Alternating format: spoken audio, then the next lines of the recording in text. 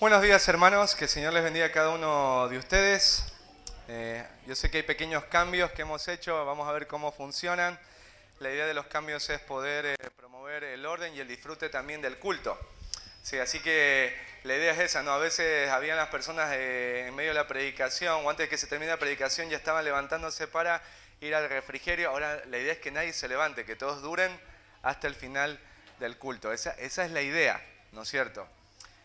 También los que están ahí en la sala cuna, es importante recordar que tiene que estar la mamá y también el bebé. No tienen que haber niños cuidando a sus hermanitos y las mamás.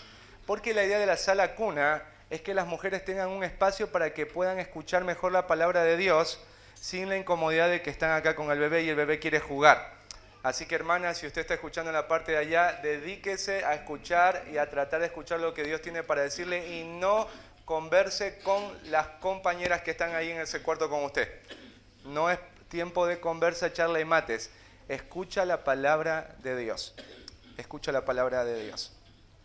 Así que con eso vamos primero a orar. Ustedes saben que este momento es sumamente difícil, porque pareciera que todos estamos acá, pero la mente es desde donde Satanás ataca y donde Dios quiere cambiar. Dios quiere cambiar tu mente.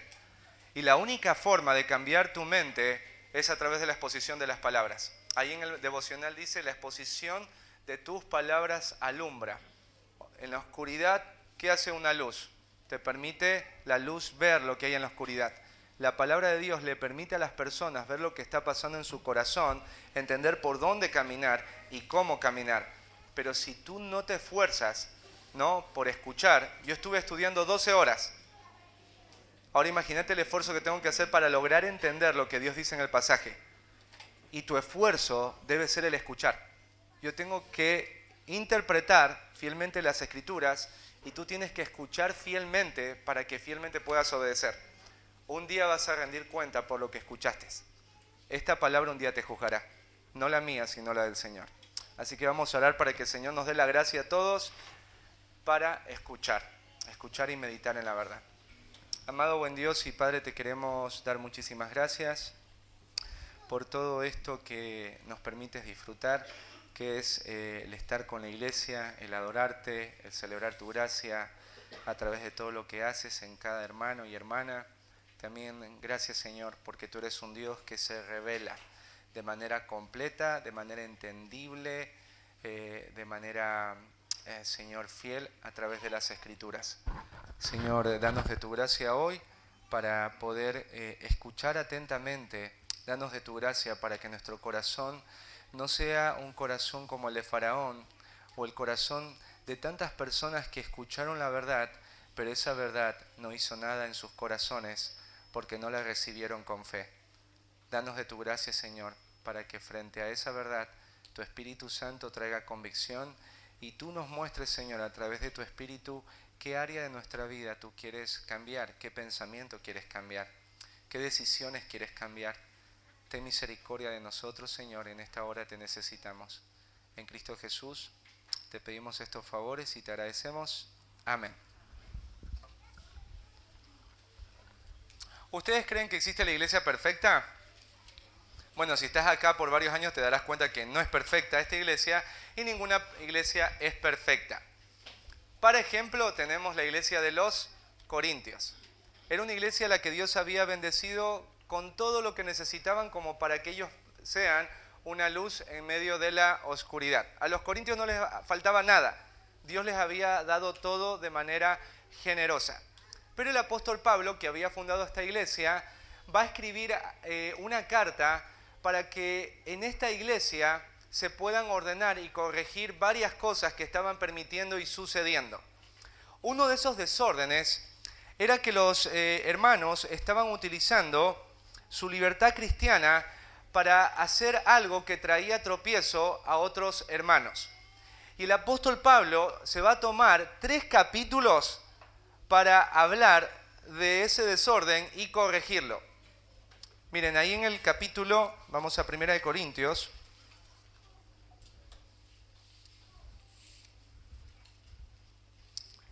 En el capítulo 8, el apóstol Pablo va a señalar este desorden y con ello también el principio que debería regir en la vida de los creyentes. En ese tiempo era común que las personas fueran a los templos paganos para comer la comida que había sido sacrificada a los ídolos. Era muy común, era cotidiano, porque los templos paganos funcionaban como restaurantes y comedores. Entonces, acá cuando celebran un 15 años, te invitan, ¿no es cierto?, a un local, donde alquilaste ese local para ese servicio. Bueno, en ese tiempo, si es que se celebraba algo parecido, iban al templo de algún tipo de Dios y ahí se celebraba esa celebración y se comía de esos alimentos que habían sido sacrificados a los ídolos.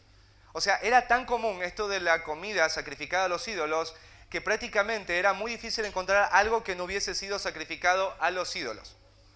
Entonces era muy compleja la situación porque era algo que la gente hacía de manera social y también para los negocios. O sea, muchos corintios que eran negociantes hacían negocios en estos templos mientras comían. Entonces el pensamiento era este: si yo sé que comer esta comida no es pecado porque yo la estoy comiendo en gratitud a Dios, no hay problema, yo soy libre de poder comer esta comida. Pero el apóstol Pablo va a señalar este principio. En el versículo 13 dice: por lo cual, si la comida le es a mi hermano ocasión de caer, no comeré carne jamás para no poner tropiezo a mi hermano. Nosotros vemos acá que jamás nuestras libertades deben estar por encima de nuestro amor al hermano. Si algo yo entiendo bíblicamente que no es pecado, pero eso que no es pecado es de tropiezo o confunde a mi hermano, dice el apóstol Pablo que él no lo comería jamás. Él estaría dispuesto a renunciar a esta libertad y a este derecho por amor al hermano, por amor al prójimo. Eso debe estar en nosotros los cristianos. En el capítulo 9, desde el versículo 1 al 23, Pablo explica cómo se ve ese principio en su vida. Él tiene el derecho legítimo y bíblico de ser sustentado por los corintios, pero él ha renunciado a este derecho por el bien del evangelio y por la salvación de judíos y gentiles. Ahí por eso vemos en el versículo 15 que el apóstol Pablo dice: pero yo de nada de esto me he aprovechado. ¿De qué? De lo que dice en el versículo 14. Así también ordenó el Señor a los que anuncian en el evangelio que vivan del evangelio. Así que el apóstol Pablo, él está viviendo una vida en donde renuncia a los derechos, a derechos que son legítimos. Y en el versículo 17 al 23 vemos cómo esto de renunciar a los derechos es una constante en la vida de Pablo. Pablo estaba siempre pensando en poder ganar almas para Cristo. Pablo siempre estaba pensando en cómo su conducta iba de alguna manera a influenciar en la forma en cómo el evangelio iba a ser recibido. Entonces el apóstol Pablo vivía una vida de renuncia, una vida en donde estaba pensando en ser de bendición a judíos y gentiles. Esa era la forma de vivir de Pablo. Desde el versículo 24 al 27, el apóstol Pablo va a exhortar a los corintios a correr la carrera de la vida cristiana. ¿De qué manera? Viviendo una vida en donde la disciplina, la determinación y el dominio propio sean una constante. Porque en un deportista, si está corriendo, si no hay dominio propio, si no hay disciplina, si no hay determinación, él nunca va a ganar un premio. De la misma manera, si un cristiano quiere darle la gloria a Dios a través de una vida de servicio fiel, tiene que estar dispuesto a renunciar a sus derechos y a sus libertades cristianas. Quizás tú estés aquí pensando: Dios, yo quiero que tú uses mi vida. Yo quiero que el evangelio pueda ser a través de mi vida manifestado a otros. Yo quiero ser, como dice Filipenses, un luminar en medio de una generación oscura y perversa. Bueno, si ese es tu deseo, si tu deseo es vivir una vida que glorifique a Dios a través de un servicio fiel, la pregunta sería esto: ¿estarías tú dispuesto a renunciar a tus libertades y tus derechos por el bien de otros?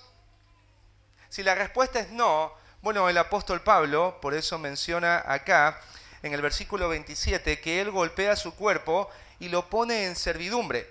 El apóstol Pablo ha aprendido el arte de negarse a sí mismo. El que sus deseos no sean lo prioritario en su vida, sino la obra de Dios, el nombre de Dios. ¿Y por qué Pablo hace esto? Porque dice ahí en el versículo 27, no sea que habiendo sido heraldo para otros, yo mismo venga a ser eliminado. El apóstol Pablo no está pensando aquí en la salvación. No es que si el apóstol Pablo no vive esa vida de renuncia, él va a perder la salvación, porque la salvación no se pierde. Pero hay un peligro. El peligro es pensar que un día yo no voy a tener que presentarme delante de Dios y rendir cuentas por aquello que hice mientras estuve en el cuerpo. Está el tribunal de Cristo. No es un tribunal, ¿no? De juicio en donde todos nuestros pecados van a ser ahí proyectados, sino es un juicio desde donde se va a analizar mi vida de servicio. Y de acuerdo a esa vida de servicio yo voy a tener recompensa o pérdida eterna. Para el apóstol Pablo no había algo tan terrible que ya no poder más ser útil en las manos de Dios para el servicio.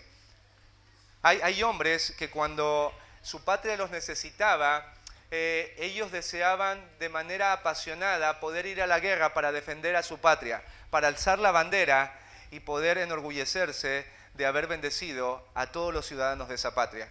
Era una tristeza para muchos ser eliminados de eso, ¿no? Porque no tenían lo que se requería. El apóstol Pablo tiene este sentir. El apóstol Pablo desea terminar su vida sirviendo a Dios, alcanzando a otros. Para Pablo, el pensamiento de ser eliminado es una tragedia. Una tragedia que deberíamos nosotros también verla de esa manera. Sería trágico que Dios nunca ponga sus manos en ti, que Dios no te quiera usar y mueras así, así termines el resto de tus días. Imagínate eso, que termines tirado sin haber sido usado por Dios por no haber vivido una vida de renuncia. El apóstol Pablo no quiere eso. Ahora Pablo va a enseñarles sobre el peligro que hay detrás de confiarse, de pensar que las libertades que ellos se dan no van a hacer mella en su vida espiritual y cristiana. Porque tú quizás estés sentado acá y tú digas, qué lindo que corren aquellos que están en mi iglesia. Y tú estás ahí sentado, disfrutando, leyendo. Imagínate qué terrible que sería eso, ¿no? Que todos hemos sido llamados a una carrera y estamos ahí los que corren, estamos sudando y vos estás ahí mirando y estás criticando, mirá, no estás corriendo bien. Y empiezas a decir, bueno, dale, que vos podés. Y uno empieza, ¿no es cierto?, a sentarse y ahí a tomar mate. Y cuando tú tienes que estar en una carrera, ¿sabes? Muchos cristianos, y en esta iglesia pasa eso, hay muchos que están sirviendo y hay otros que no sirven y se dedican a criticar a los que sirven. Hay unos que deberían estar corriendo y sirviendo a Dios, pero se han dedicado a una vida en donde lo único que les importa es complacer sus deseos y caprichos. Y algunos de ellos no los ven como algo malo. Entonces, si hay un peligro en las libertades que te das, hay un peligro en confiarte. Soy salvo, no va a pasar nada. Cristo murió por mí, no va a pasar nada. Soy bautizado, no va a pasarme nada. Eso es peligroso. ¿Por qué? Porque si uno abusa de la libertad cristiana, esa libertad cristiana que nos damos en algún punto nos puede exponer al peligro de caer en la tentación. Así que el apóstol Pablo va a traer a la mente de los hermanos de la iglesia de Corintio la historia del pueblo de Israel. Así que el título de la predicación de hoy es No ignores la historia. No ignores la historia. Así que vamos a leer nuestras Biblias ahí en 1 de Corintios, capítulo 10, versículos del 1 al 5. Dice la palabra del Señor: porque no quiero, hermanos, que ignoréis que nuestros padres todos estuvieron bajo la nube, y todos pasaron el mar, y todos en Moisés fueron bautizados en la nube y en el mar, y todos comieron el mismo alimento espiritual, y todos bebieron la misma bebida espiritual, porque bebían de la roca espiritual que los seguía, y la roca era Cristo. Pero de los demás de ellos no se agradó Dios, por lo cual quedaron postrados en el desierto. Hay algo que Pablo no quiere que ellos ignoren, y está relacionado a algo que ellos ya han escuchado, algo que ellos ya saben, algo que ellos han visto con claridad. ¿Y qué es? Es la historia de específicamente, acá Pablo menciona los padres. No quiero que ignoréis acerca de, dice, nuestros padres. Esta palabra padres no tiene que ver con progenitores. El apóstol Pablo no va a contar la historia de su papá y de su mamá. El apóstol Pablo va a contar la historia de sus antepasados. Pablo es un judío. ¿Y por qué es importante que Pablo mencione la historia? Porque la historia es el medio que Dios usa para que tú puedas apercibirte de los errores que cometieron en ese tiempo para que vos no los cometas. Uno aprende cuando mira la historia y Pablo lo sabe y va a usar la historia. Al leer estos pasajes tú te das cuenta de qué periodo de la historia el apóstol Pablo va a mencionarles. Y es el periodo de la historia en donde Israel salió de Egipto y estuvo durante 40 años peregrinando en el desierto. Ese es el periodo de la historia que el apóstol Pablo les va a animar a ver. Y esto que tú vas a leer ahora es también algo que tú no tienes que ignorar. Porque la palabra de Dios, así como Pablo no quería que la iglesia ignore la historia, la iglesia del Eluar no debe ignorar la historia de Israel en el tiempo del desierto. Porque esa historia quiere comunicarte algo. Y hoy vamos a aprender, ¿no es cierto?, acerca de qué lecciones nos da la historia de los israelitas en el desierto. Y nosotros no debemos ignorar. Lo primero, la historia del pueblo de Israel nos muestra que el poder, la presencia y la provisión de Dios fueron disfrutados y experimentados por todos los israelitas sin excepción. Esto es muy importante. Lo que vamos a estudiar revela de manera clara cómo Dios busca revelarse, cómo Dios busca cuidar, cómo Dios busca sustentar, cómo Dios busca proteger, sin excepción, sin límites. Visualmente, ellos pudieron ver cosas que nosotros jamás vamos a poder ver en esta vida. Escucharon cosas que jamás nosotros vamos a escuchar. Ellos tocaron cosas que nosotros jamás vamos a palpar. Ellos disfrutaron y experimentaron los privilegios de ver el poder, la presencia y la provisión de Dios. Y vamos a ir revisando cada uno de estos privilegios. Mira, el primero, dice acá el apóstol Pablo, que todos, es muy importante que tú mires la palabra todos. ¿Por qué es muy importante? Porque sin excepción, cada persona, cada hombre y mujer, cada rico, cada pobre, no hubo nadie en medio del pueblo que no haya experimentado el poder, la presencia y la provisión de Dios. Dice acá que todos estuvieron bajo la nube. ¿A qué se refiere esto de la nube? Bueno, vamos a ir al libro de Éxodo para poder tener claridad en cuanto a qué se refiere esto de que todos estuvieron bajo la nube. Éxodo capítulo 13, versículo 21.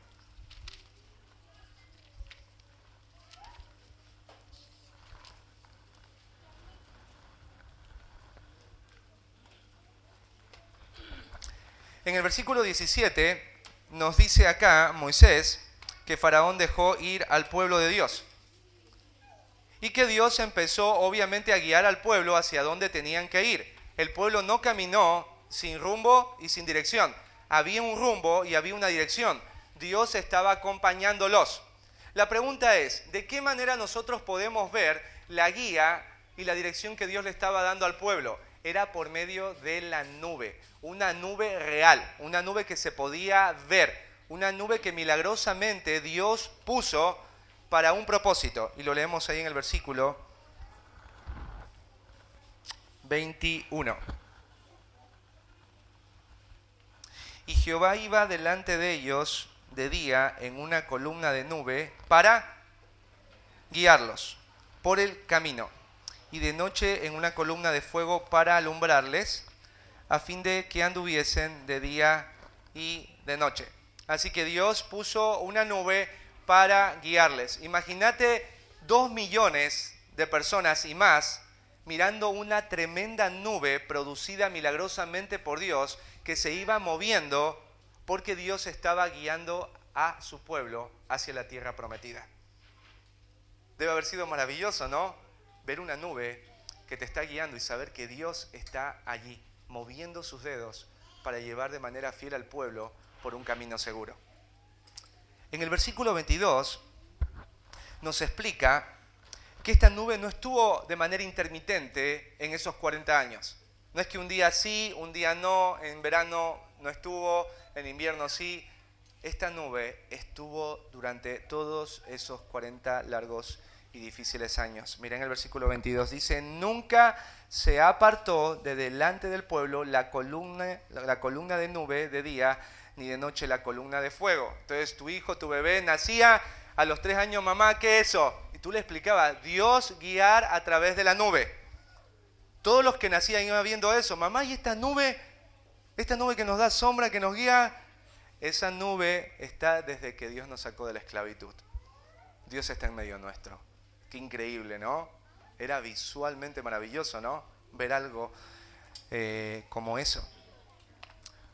Pero lo segundo, ahí vamos otra vez a Primera de Corintios. Vamos a ir abriendo en Corintios y en Éxodo y también en Números. Vamos a ver qué otro privilegio los judíos tuvieron. Sí, voy a ir poniendo. Ahí dice el versículo: y todos pasaron el mar. Todos pasaron el mar. Bueno, vamos a Éxodo. Esto de pasar significa a través de. Ellos pasaron a través del mar. En Éxodo 14, del 5 al 9, vemos lo que sucedió. Una vez que el pueblo salió, que Faraón dijo, pueden irse, pasó un tiempo. Y dice el versículo 5, y fue dado aviso al rey de Egipto que el pueblo huía. Y habían pasado algunos días y le avisaron, ¿no?, a Faraón que ya todo el pueblo había huido, ya no había ningún judío en la tierra de Egipto. Y dice ahí que el corazón de Faraón y de sus siervos se volvió contra el pueblo y dijeron, ¿cómo hemos hecho esto de haber dejado ir a Israel para que no nos sirva? Y unció su carro y tomó consigo su pueblo y tomó 600 carros escogidos y todos los carros de Egipto y los capitanes sobre ellos. Y endureció Jehová el corazón de Faraón, rey de Egipto, y él siguió a los hijos de Israel. Pero los hijos de Israel habían salido con mano poderosa. Siguiéndolos pues los egipcios con toda la caballería y carros de Faraón, su gente de a caballo y todo su ejército, los alcanzaron acampados junto al mar, al lado de Pija-Jirot, delante de Baal-Zephón. Imagínate esta escena. La nube los guía y los lleva por un camino diferente, no un camino fácil, un camino diferente. En este camino, Dios los pone en una encrucijada. Pareciera que Dios es un Dios extraño. O sea, ponete a pensar cómo va a meter a más de 2 millones de personas en una encrucijada. ¿Por qué encrucijada? Porque no tenían escapatoria. Delante tenían al Mar Rojo. Al este y al oeste tenían columnas, ¿sí?, de las montañas, de las rocas. Y en la parte de atrás, ¿quiénes venían? Todo el ejército de Faraón, todos sus caballos, todos sus hombres de guerra, con un solo propósito, y es destruir y volver a llevarlos a la esclavitud. Imagínate lo desesperante que habrá sido. Imagínate tu esposa llorando.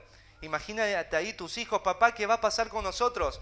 Imagínate tú como hombre, ¿y ahora cómo haces para defender a tu familia? Debe haber sido un momento bien angustiante. ¿Y ahora qué hacemos? No hay por dónde huir. Y a esto se suman los animales, porque el pueblo de Israel, no sé si alguna vez vos te fuiste a un picnic con tus hijos y estabas con un montón de maletas. Bueno, imagínate la realidad de que ellos se estaban mudando para siempre, con todos sus animales. Y todos estaban ahí acampando. Qué tragedia que habrá sido esa. ¿Y ahora qué hacemos? Pero ahí aparece Dios. En el verso 21 al 22, dice, y extendió su mano Moisés sobre el mar, e hizo Jehová que el mar se retirase por recio viento oriental toda aquella noche. Y volvió el mar en seco, y las aguas quedaron divididas. Entonces los hijos de Israel entraron por el medio del mar en seco, teniendo las aguas como muro a su derecha y a su izquierda. Entonces vemos al pueblo de Israel en medio de toda esta escena desesperante que Dios pone ahí su mano. Y su poder hace algo imposible y maravilloso. que es que un mar se divida en dos y que el pueblo pase por en medio de ese mar. Imagínate lo que habrán dicho los niños. Parque La Costa un poroto, Disney un poroto. O sea, esto jamás se ha visto. Esto es imposible. Y esto no es una fábula, una alegoría donde él está hablando que el mar es el mar de los problemas, pero no es un mar real, el mar rojo. Es el mar rojo, es un mar real. Dios está abriendo las aguas para que su pueblo pase seguro, para que su pueblo no sea esclavizado y para que aquellos que eran sus enemigos desaparezcan para siempre. Porque miren lo que dice el verso 23. Dice que los egipcios también entraron, ¿no? Y siguiéndolos los egipcios, entraron tras ellos hasta la mitad del mar. Porque uno se preguntaría, Diego, ¿por qué los egipcios no entraron antes y ahora sí pueden entrar? Bueno, porque había una columna de fuego que Dios había establecido ahí en el campamento. ¿Se acuerdan que en la noche había una columna de fuego y en el día la nube? Bueno, cuando los egipcios vinieron, ¿qué era lo que apareció ahí para detener a los egipcios? La columna de fuego. Así que en un momento Dios saca la columna de fuego y se encuentran los egipcios con la terrible grandeza de Dios. El Dios de los imposibles abre el mar rojo y todo el pueblo está pasando. ¿Por qué Dios no permitió que primero pase todo el pueblo y que los egipcios atraviesen el mar? Porque Dios quiere hacer algo maravilloso delante de sus ojos y es acabar con sus destructores, destruir a aquellos que los habían esclavizado para que no vuelvan a aparecer nunca más en su vida. En el verso 28 dice, y volvieron las aguas después de que el pueblo cruzó y cubrieron los carros y la caballería y todo el ejército de Faraón que había entrado tras ellos en el mar. No quedó de ellos ni uno, ni uno. Entonces todos los niños que gritaban, hijo, ya no grites más. Aquellos que nos esclavizaban ya no van a estar más con nosotros. ¿Cómo habrán sido las lágrimas de los hombres saber que no iban a tener que laburar y ver cómo morían sus hijos en medio de Egipto? Las mujeres, ver que su esposo no iba a estar más con su espalda latigada y cansado. Debe haber sido una alegría enorme. Nunca más van a aparecer estas personas. El enemigo ha sido destruido. Todos los judíos estaban experimentando la salvación de Dios. Todos ellos vieron cómo sus enemigos quedaron enterrados en el mar. Todos han sido salvados del peligro. Todos disfrutan de una verdadera libertad. Qué privilegio haber sido liberados de manera completa y plena por Dios. Vamos a ver lo tercero.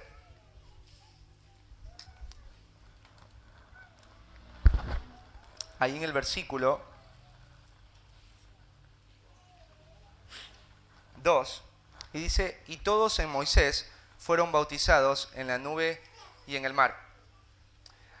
La palabra bautizar que aquí usa Pablo tiene que ver con sumergir. Y uno diría, bueno, fueron sumergidos en Moisés y en la nube y en el mar. Entonces uno pensaría que los judíos fueron sumergidos en la nube o fueron sumergidos en el mar. Pero ellos no fueron sumergidos en el mar. Pasaron por el mar en seco, pero no fueron sumergidos.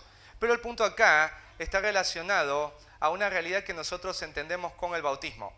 El bautismo significa sumergir, pero el significado es que cuando alguien se bautiza, se identifica con la persona con la cual fue en su nombre bautizado.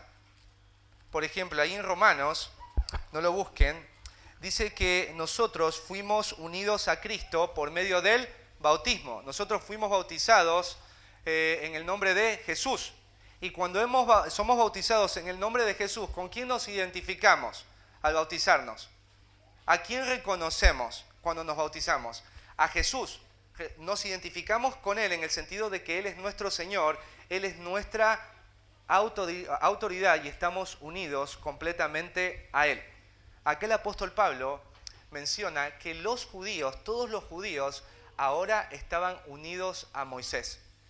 Que ahora aquel legislador y gran libertador Moisés era la referencia espiritual de ellos a la cual estaban ellos para siempre unidos como pueblo. Una de las cosas que los judíos era su orgullo, era decir que eran discípulos de Moisés. ¿Se acuerdan que los fariseos decían eso? Nosotros somos discípulos de Moisés. Para ellos era una gloria saber que ellos tenían a Moisés como el gran libertador y legislador de Israel, y que ellos estaban unidos a su autoridad, a su enseñanza, a su instrucción y a su influencia. Qué privilegio habrá sido para los judíos haber tenido un líder como este. Haber tenido a un líder que dice que ningún otro hombre habló cara a cara con Dios, solamente Moisés. Así que ellos estaban unidos a Moisés, estaban bajo su influencia, estaban bajo su instrucción, estaban bajo su autoridad, la autoridad de un hombre que había visto el mismo rostro de Dios sin morir. Era un privilegio. Veamos un cuarto privilegio.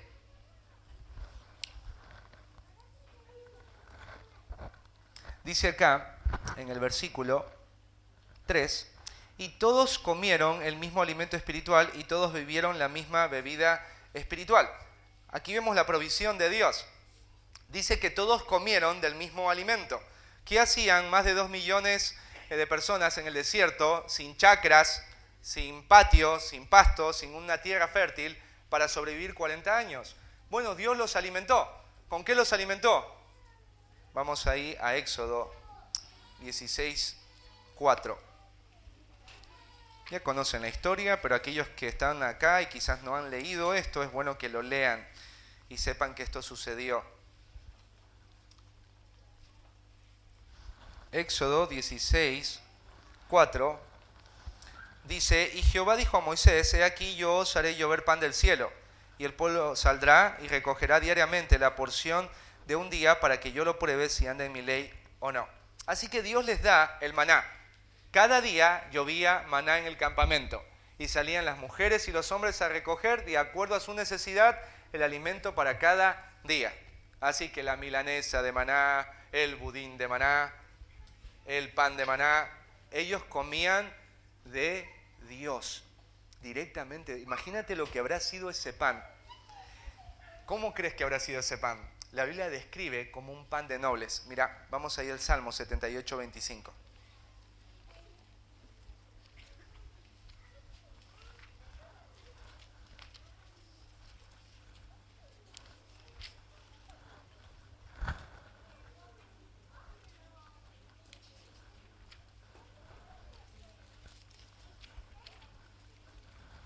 Dice, pan de nobles comió el hombre, les envió comida hasta saciarles. No fue cualquier pan, sino un pan digno de la nobleza.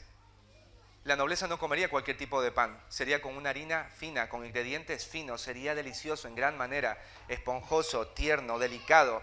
Ese era el pan que Dios le dio al pueblo de Israel, un pan que saciaba, que beneficiaba físicamente sus cuerpos y sus vidas. Y este pan Dios lo proveyó todos los días durante esos 40 años en el desierto. Imagínate lo que habrá sido todos los días ver llover el alimento de Dios ahí directamente al lado de tu tienda. Y que tú salgas a recoger todos los días y estar seguro de que mañana vas a volver a recoger la misma cantidad y si tienes más hambre puedes recoger más. Qué fiel que es ese Dios. Pero no solamente les dio pan a todos, sino dice, vamos otra vez a 1 Corintios, que todos bebieron la misma bebida espiritual. ¿A qué se refiere con esta bebida espiritual? Bueno, los judíos, ustedes saben que en el desierto una de las cosas que va a ser difícil no solo es la comida, sino el agua. Alguien bien dijo, me puede faltar todo en la casa, pero el agua no podría faltarme. ¿Sí? Esa es mi suegra. El agua es primordial para la vida. Sin agua, ¿qué puedes hacer? Sin comida puedes sobrevivir, pero ¿cómo haces sin agua? Para más de 2 millones de personas y cada familia con sus propios animales, camellos, ovejas, cabras, que necesitan también agua. Para toda esa cantidad de animales que necesitan también que sus crías beban agua, que están preñadas. Imagínate, 2 millones. Habrá sido tremendo pensar cómo haría Dios para proveer de tanta agua a este pueblo durante esos 40 años. Bueno, en Éxodo 17, Dios hace algo milagroso en gran manera.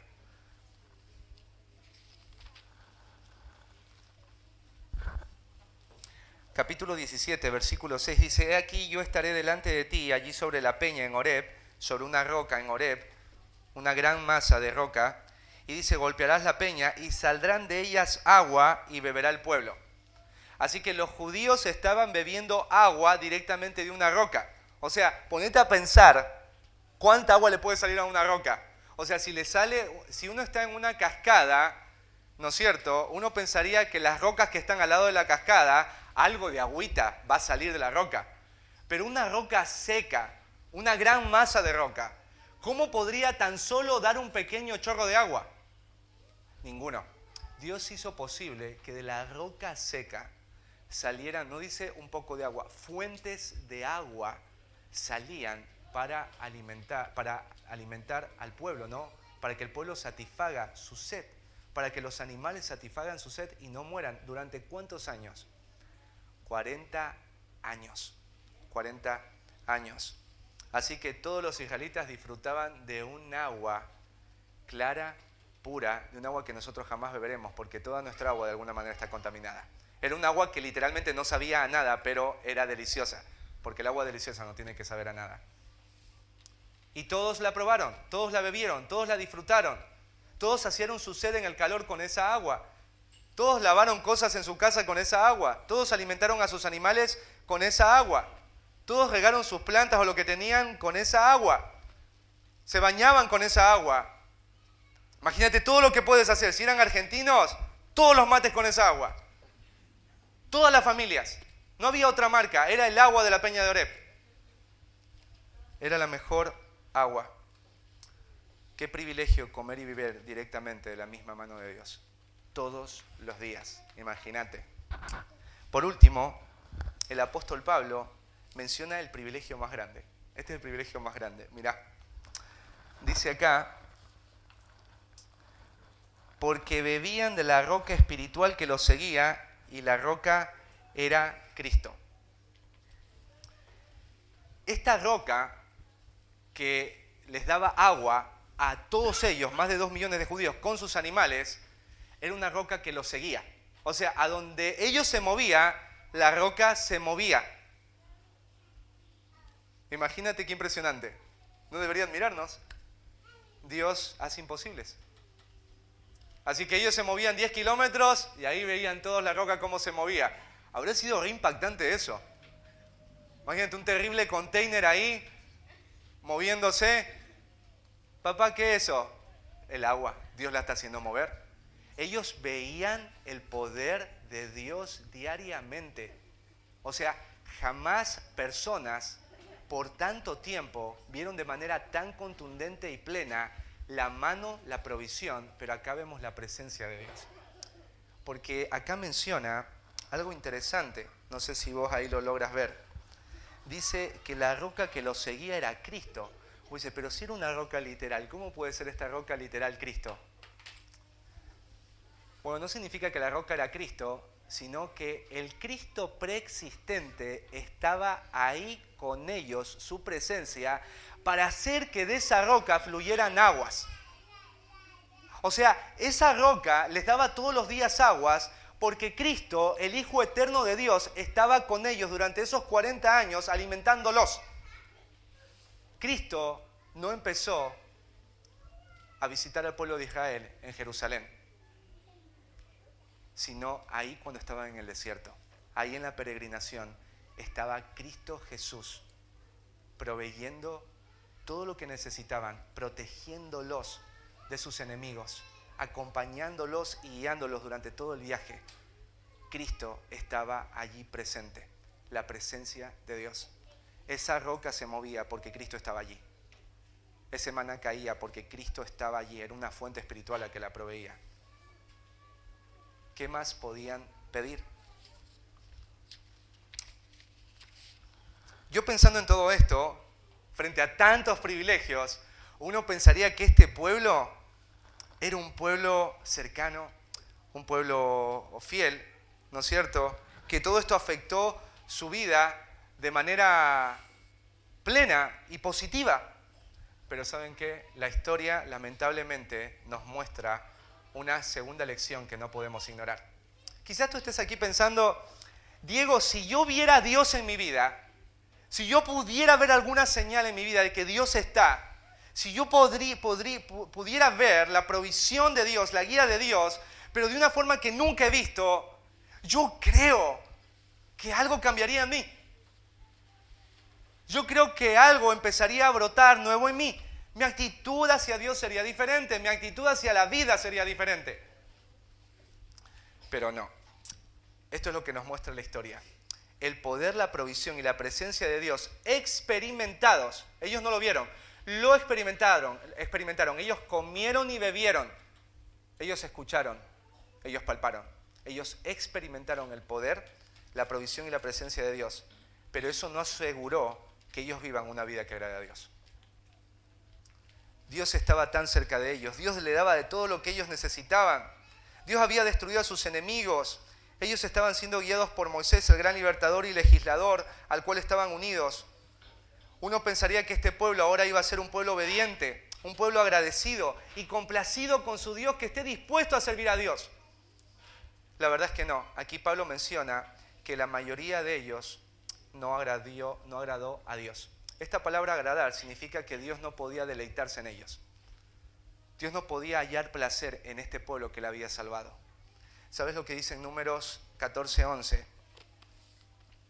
¿Sabes lo que Dios le dice a Moisés cuando Dios ve a este pueblo? Éxodo 14:11.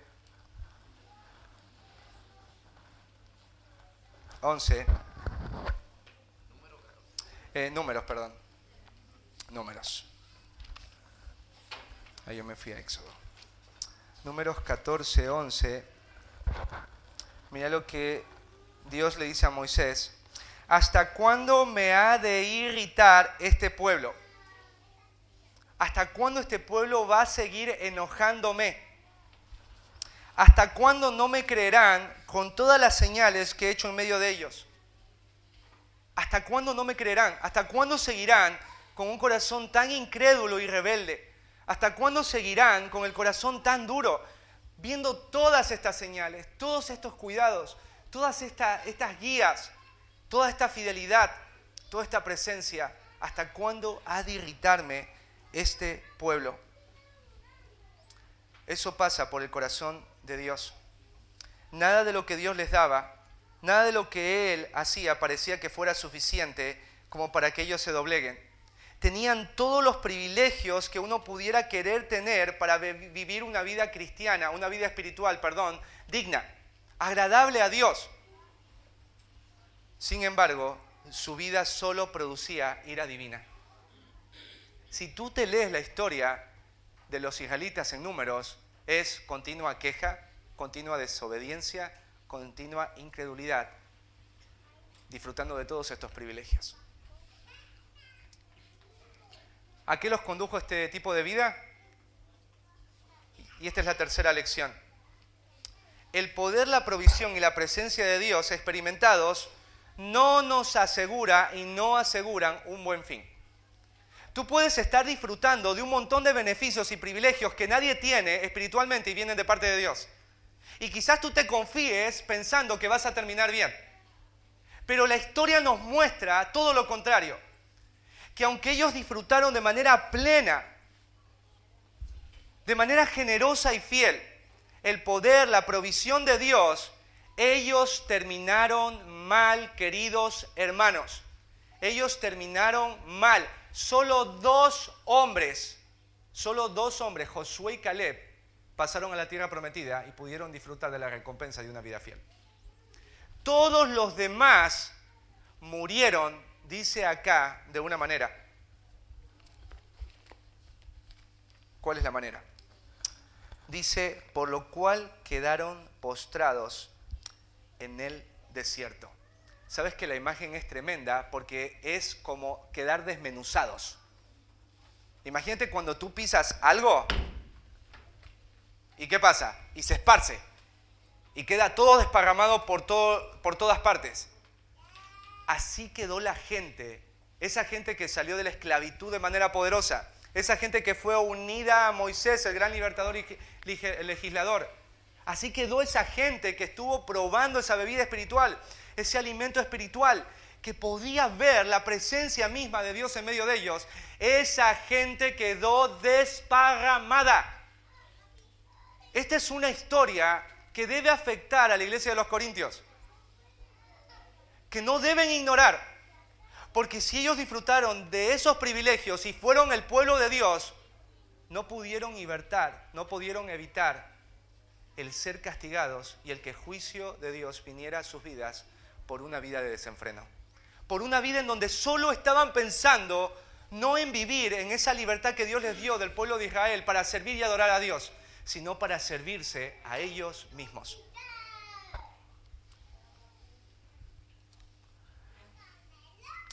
Cierto autor menciona que ellos quedaron como vasijas rotas que no servían para absolutamente nada. ¿Qué haces con una vasija rota y despedazada? Nada, solamente para que le pasen por encima. Así quedaron los judíos. A cada lugar donde iban, imagínate, se iban moviendo para el kilómetro 39 y al otro día habían ataúdes ahí enterrados. Se movían para el 54 y dejaban ataúdes ahí en el 54. Debe haber sido terrible para los otros pueblos ver al pueblo de Israel caminando y en cada lugar donde estaba el pueblo de Israel dejaban gente muerta. Todos morían y todos sabían por qué iban a morir. Porque abusamos de nuestra libertad y en lugar de usar la libertad que Dios nos dio de Egipto para una vida de servicio fiel, la usamos para complacernos a nosotros mismos. Qué triste que muchos hombres y mujeres hermanos quieren ser usados por Dios. Quieren hacer grandes cosas para Dios, pero sin estar dispuestos a vivir una vida de renuncia. El apóstol Pablo mismo dijo, ahí en 2 Timoteo, pero en una casa grande no solamente hay utensilios de oro y de plata, sino también de madera y de barro. Unos son para usos honrosos y otros para usos viles. Así que si alguno se limpia de estas cosas, será instrumento para honra, santificado, útil al Señor y dispuesto para toda buena obra. Los israelitas no iban a estar dispuestos para toda buena obra. Ellos no iban a disfrutar la recompensa de todo lo que Dios tenía en Canaán.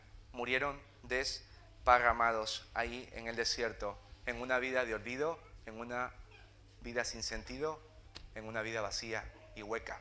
Así terminaron.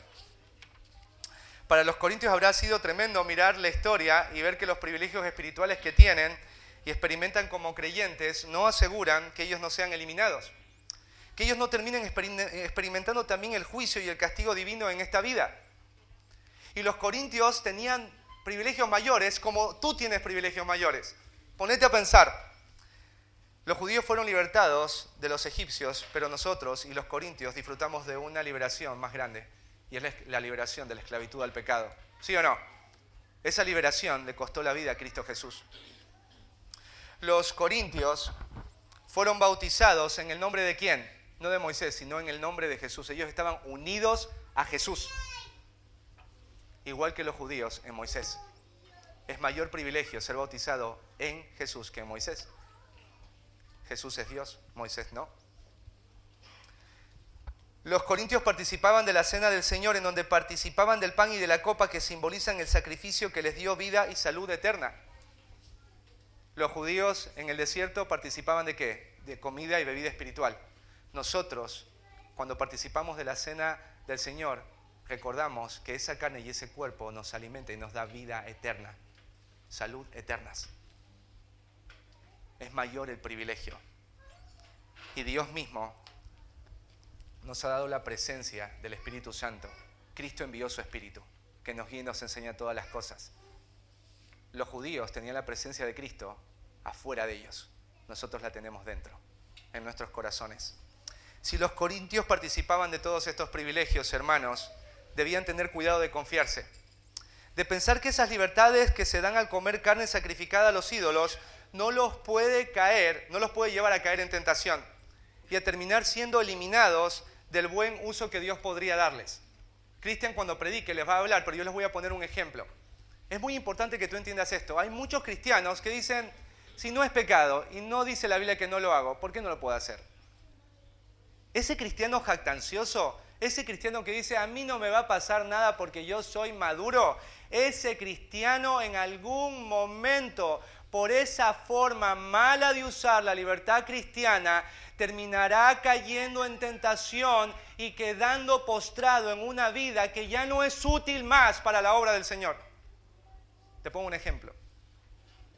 Diego, ¿está mal ver películas de acción? La Biblia no dice que no puedo, no dice no verás películas de acción, ¿no? Ya, bueno, Diego, yo sé que hay escenas que salen ahí raras, pero las adelanto. Y después esa persona es adicto a la pornografía, porque llegó un momento en donde ya no adelantó tan rápido las escenas, porque él no iba a caer, porque él era maduro y él sabía cuándo cortar. Su libertad manejada de manera tan imprudente y orgullosa ahora lo conduce a vicio de la pornografía. La jovencita que dice, yo no tengo problema. ¿Dónde dice la Biblia que yo no puedo tener amigos varones? ¿Dónde dice? A ver, mostrame un pasaje. La Biblia no dice de eso. Y después la chica termina cayendo en fornicación con ese que era su amigo. ¿Te das cuenta? Así pasaba con los cristianos en Corintio. Esos cristianos orgullosos, pensando que la libertad no es que solo va a ser de tropiezo para algunos que están alrededor de ellos, sino tropiezos para ellos mismos. ¿Cuáles son las implicaciones, hermanos? La historia es una buena maestra. Deberíamos tomarnos el tiempo para observarla y analizarla cuidadosamente. Tú deberías en la semana ir a esta historia y recordarla. Porque Pablo dice, no quiero, hermanos, que ustedes ignoren lo que pasó con mis padres, con nuestros padres. La historia de los israelitas también puede convertirse en nuestra historia. Se puede convertir en tu historia, hermano. Tú has experimentado privilegios enormes en tu vida como cristiano. Y puedes terminar siendo descalificado y eliminado de una vida de servicio a Dios. Y terminar desparramado en el desierto de este mundo, en una vida sin sentido, en una vida inútil. La historia no es para entretenernos, sino para exhortarnos a no caer en los mismos patrones. Hermanos, ¿qué privilegios espirituales te está permitiendo Dios experimentar? ¿Qué privilegios hoy tú tenés como creyente, como cristiano? ¿De qué manera has visto a Dios obrar en tu vida? Te voy a poner algunos ejemplos que mencioné. Tener una iglesia de sana doctrina, eso es un privilegio. Tener padres cristianos, eso es un privilegio. Tener hijos espirituales, es un privilegio porque ves la mano de Dios obrar. Haber ido a un instituto bíblico, tener una esposa piadosa, un esposo piadoso, haber conseguido un empleo, haber sido salvado de alguna enfermedad o accidente. Tú has visto, cada uno de ustedes ha visto la mano de Dios a lo largo de todos estos años. Y esto le quiero decir a los antiguos, ustedes tuvieron muy buenos enseñadores. Ustedes tuvieron al pastor David que con lágrimas, tener un pastor que estuvo dispuesto a quedarse y a no irse a Estados Unidos, que estuvo dispuesto a ir y a volver una hora porque vivía en monte y que literalmente los primeros años él no recibía un sustento, sino que él se pagaba y que con lágrimas exhortaba, era un privilegio. Pero muchos de ustedes, los antiguos, han quedado eliminados y postrados en el desierto porque la vida de algunos de ustedes es inútil hoy para la obra de Dios. Y algunos de ustedes van a morir así. Van a morir así. Y tú sabes que vas a morir así porque no te importa ya servirle a Dios. Y un día vas a ver la ruina de tu vida como la vieron los judíos en el desierto. Porque el Dios que está en esa historia es el Dios que también está en esta historia. Así que no creas que la vida que llevas en tu supuesta libertad, viviendo una libertad no para servir a Dios, sino para servirte a ti, no va a terminar bien. No te acordarás de mí, te acordarás de la historia que Dios contó. Y que Pablo dice, no la ignores. ¿De qué manera estos privilegios están afectando tu vida espiritual, hermano? ¿De qué manera te está afectando? ¿De qué manera esto que tú ves de Dios y que ha hecho Dios está cambiando tu vida? ¿Te está llevando a vivir una vida que agrada a Dios o una vida que irrita a Dios? Hermano, tú sabes tu vida. Examina tu vida. Cuando Dios te mira, ¿qué es lo que mira? ¿Qué es lo que le produciría a Dios ver la forma en cómo estás viviendo tu libertad? ¿Continua queja? continua ira, continua murmuración, continua codicia, continua lascivia y fornicación. Tú sabes lo que pasa en los secretos de tu corazón. Tienes todo como para vivir una vida que agrada a Dios. Tienes todo como para terminar bien la carrera cristiana. Pero esos privilegios que disfrutas, lastimosamente, solo te llevan a endurecerte más y a seguir viviendo más para ti y la pequeña y corta vida que tenés. Y aumentaría miserable, porque una vida que se vive para sí mismo es una vida miserable, porque viniste a este mundo sin nada y te irás al mundo sin nada, porque tu vida no sirvió para lo que debió de haber servido. No estuviste dispuesto a limpiarte de la contaminación que tú sabes que está y no querés, porque te has dado libertades en tu vida cristiana. ¿Crees que los privilegios que disfrutas aseguran que no quedarás postrado en una vida inútil y vana para Dios? Niños en la iglesia, si ustedes pueden decir, tengo padres cristianos, tengo papás que me enseñan las escrituras, tengo una escuelita. Niños, si ustedes no ponen la mirada en Dios, Dios no los va a usar. Jóvenes de la iglesia, adolescentes, tienen un montón de privilegios. Si ustedes se niegan a renunciar a sus derechos, van a ver cómo sus vidas quedan desparramadas también acá, a pesar de todos los privilegios que tuviste. Porque todos hablan queremos una iglesia de sana doctrina. Y cuando tenés la iglesia de sana doctrina, eres un desobediente que no pone el sentido de lo que significa tener la sana doctrina. Significa vivir una vida sana delante de Dios. Pero sigues ahí con tus proyectos, sigues ahí alimentando tu carne, amando lo que este mundo ama. Y lo único que te diferencia del mundo es que tú venís a un culto. Pero sos uno más del montón. Porque tu vida ya está desparramada ahí. Qué triste, hermanos. Y cada uno tiene que hacerse cargo de lo que le corresponde. Los privilegios no te van a salvar. No asegura que no quedes eliminado. No asegura. En el pueblo de Israel no aseguró nada. Terminaron desparramados. Algunos de ustedes están desparramados. Van a morir desparramados.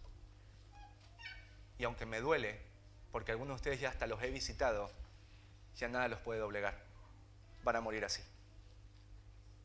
Van a morir así, viviendo para sí mismos.